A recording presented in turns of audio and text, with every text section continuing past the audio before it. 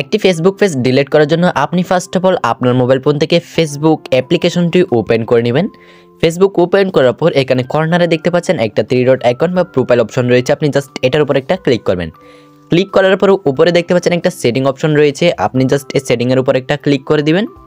যখন সেটিংয়ে ক্লিক করবেন আপনাদের সামনে এরকম একটি ফেস শো হবে, এরপর নিচে স্ক্রল করে নিচে চলে যাবেন।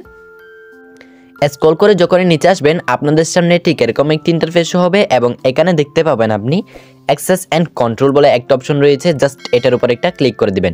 ক্লিক করার পরে এখানে দেখতে পাচ্ছেন দুইটা অপশন রয়েছে। ফার্স্ট অফ অল হচ্ছে ডিএক্টিভ ফেস, আপনার ফেসটি যদি আপনি ডিএক্টিভ করে রাখতে চান তাহলে এখান থেকে ফার্স্ট অফ অল যেটি রয়েছে ওইটা সিলেক্ট করবেন, আর আপনার ফেসটা যদি আপনি পার্মানেন্টলি ডিলিট করতে চান তাহলে এখান থেকে 2 নাম্বারটা সিলেক্ট করবেন।